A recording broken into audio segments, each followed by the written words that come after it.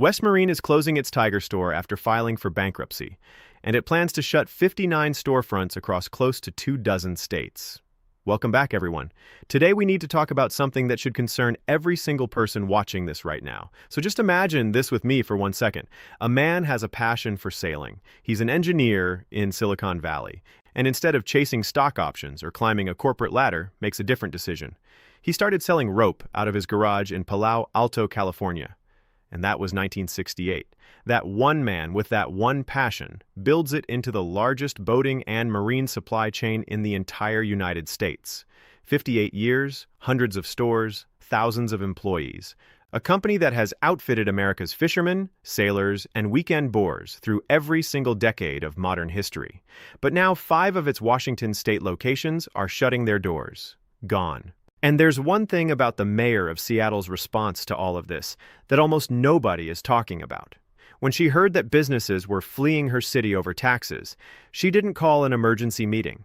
She didn't reach out to business leaders. She laughed. She waved her hand and she said goodbye. You know, the ones that leave like bye.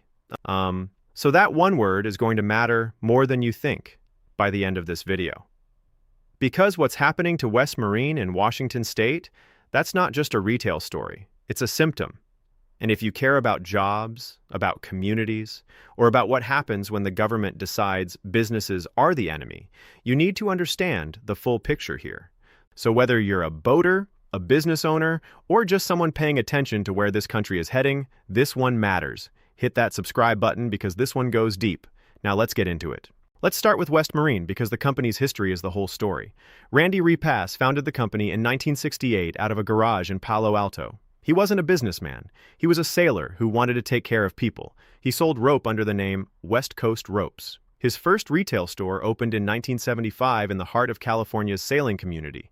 By 1977, he acquired another company, changed the name to West Marine Products, and started building something real. East Coast expansion followed in 1991, starting in Miami and Annapolis. The company went public on NASDAQ in 1993. By the mid-1990s, West Marine was merging with competitors, doubling its footprint, pushing into powerboat markets. At its peak, over 280 stores across 34 states and Puerto Rico. If you owned a boat in America, you knew West Marine. That's what 58 years of building something actually looks like. And then it started to crack. Here's what the headlines are missing about the bankruptcy. Because the collapse of West Marine is not a simple story. It's a layered one, and you need to understand all of it. In 2017, a private equity firm called Monoy Capital Partners took West Marine private in a leverage buyout valued at approximately $338 million. Here's what a leverage buyout means in plain English. The private equity firm borrows hundreds of millions of dollars against the company's own assets and parks that debt on the company's books. The company then has to service that debt out of its own revenue every single year. That's not a company borrowing to grow. That's a company borrowing to change ownership and then being handed the bill. By 2021, private equity firm L. Catterton had taken a controlling stake, layering in new financing from Barclays, Golub Capital, and Nomura. The debt load kept climbing. West Marine tried to restructure twice in 2023 alone. In March of that year, lenders injected roughly $150 million in new capital. 6 months later, the debt had ballooned to approximately $800 million. They restructured again, wiping out $660 million and injecting another $125 million. 2 attempts, 2 years, and the company still walked into 2026 carrying roughly $549 million in outstanding debt. So, on May 17, 2026, West Marine filed for Chapter 11 bankruptcy protection, the first bankruptcy in its nearly 60-year history, and 5 Washington state locations were announced for closure. Half the company's footprint in Washington gone. Now, there's a version of this story that ends right there. Private equity loaded the company with debt. Market conditions shifted, stores closed, case closed. But here's what that version completely ignores. West Marine didn't just get crushed by debt. It got crushed by debt inside a deteriorating business environment. And in Washington state, that environment didn't just deteriorate. It accelerated off a cliff. Let's follow the money because this is where the real story lives. Washington state went on what can only be described as a tax escalation spree. In 2022, the state imposed a 7% capital gains tax on investment gains above $250,000.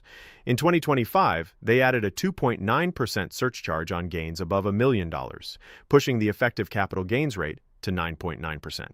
Then in March of 2026, Governor Bob Ferguson signed a brand new millionaire's income tax, another 9.9% on all personal income above $1 million, set to take effect in 2028. The Tax Foundation had already warned what that would mean for Seattle specifically. Combined city, state, and federal rates would produce a top marginal rate of approximately 18% on wage income in Seattle. The highest rate in the country, not the second highest, the highest.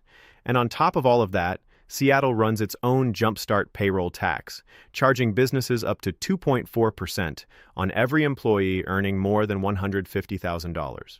And starting in 2026, businesses with employees making more than $1 million face an additional 5% tax on those salaries to fund housing programs. Now pile that onto a company already drowning in private equity debt, already watching consumer spending tighten after the pandemic boom, already struggling with a technology failure at its largest distribution center, and already dealing with extreme weather patterns disrupting boating season. Is it any surprise the math stopped working? The CEO of West Marine herself said it plainly in the bankruptcy filings, and the policy environment in Washington state didn't help a single business get through any of it. Here's the part that should really stop you cold. Because West Marine is not a Wall Street hedge fund. It's not a tech company with a dozen alternative locations already mapped out. It's not a billionaire with a private jet and 3 backup states. It's a boating supply store.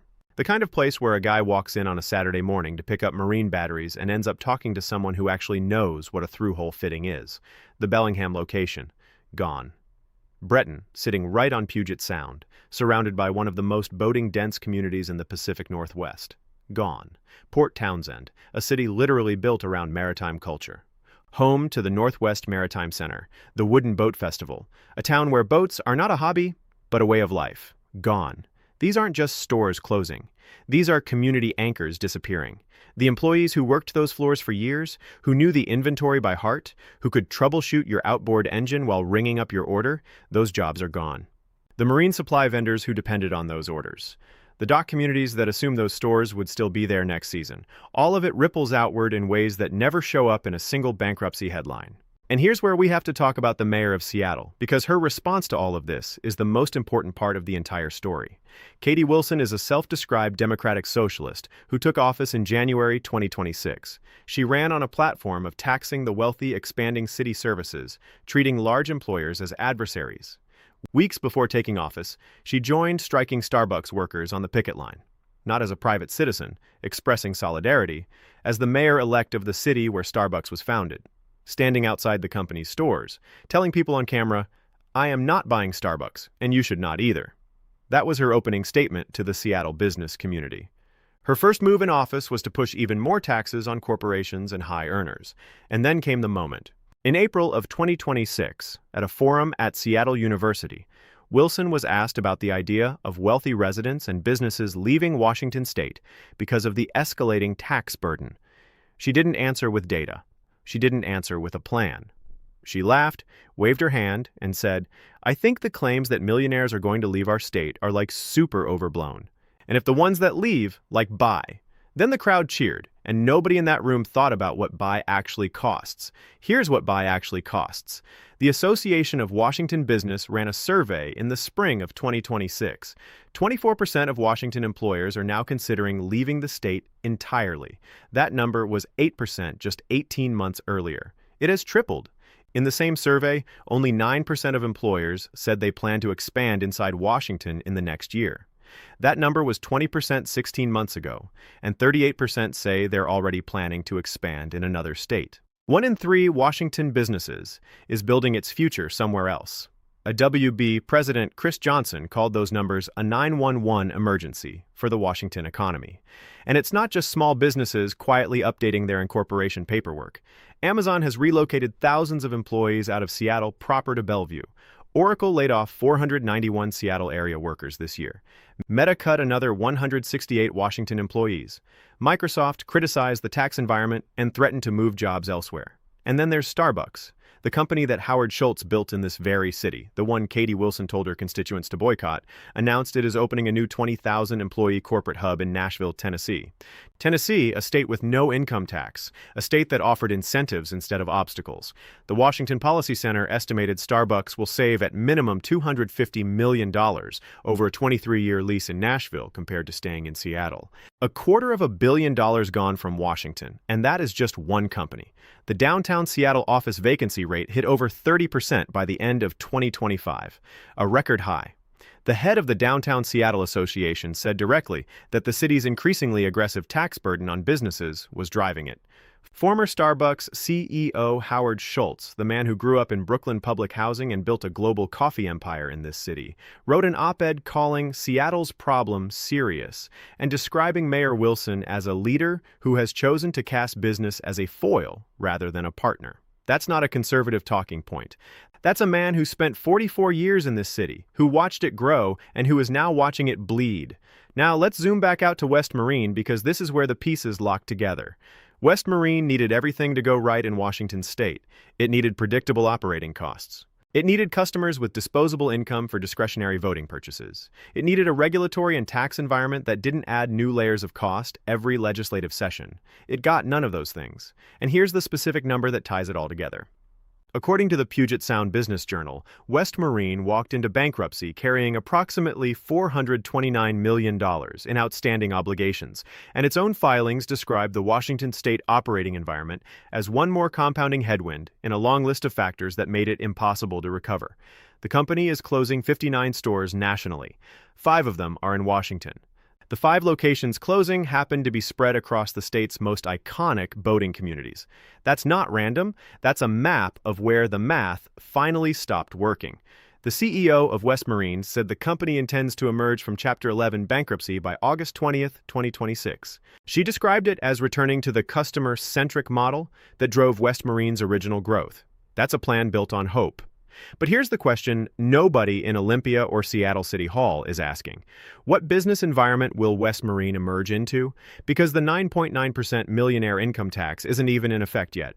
The additional 5% levy on employees making above $1 million just started in 2026. The Jumpstart payroll tax is still compounding every quarter, and Mayor Wilson is reportedly considering adding more taxes on top of all of that. You don't fix a flood by adding more water. Let's bring it all the way back to where we started. Randy Repass built West Marine because he wanted to take care of people. That's how he described it. Not to make a killing, not to flip a company to private equity, not to hit a quarterly earnings number. He wanted to serve bores. He built it for 58 years. And the Breton store, sitting right on the edge of Puget Sound, serving fishermen and weekend sailors and families who just bought their first boat, gone. Those communities didn't vote for higher capital gains taxes. They didn't vote for the Jumpstart payroll tax. They didn't elect a mayor who boycotts the city's most famous company, but they're paying the price because that's what buy costs when the people saying it are running a government. Here's the bottom line. West Marine didn't die because boating stopped mattering. It didn't collapse because Randy Repass built something weak. It got loaded with private equity debt at the worst possible time in a state that decided businesses and wealthy residents were problems to be taxed rather than assets to be retained. And the 5 Washington communities that are losing their West Marine stores today never got a wave and a laugh. They just got the bill. So, I want to hear from you. Are you in Washington state watching this happen in real time? Are you in one of those communities losing a West Marine, losing a business you've counted on for years? Or are you in another state watching the same playbook develop? Drop it in the comments because these conversations matter more than the politicians think they do. And if this video gave you something to think about, hit that like button. Subscribe to the channel for more deep dives into stories that actually affect your life and your community. Hit that notification bell so you don't miss what's coming next. Stay informed, stay engaged, and never stop following the money. I'll see you in the next one.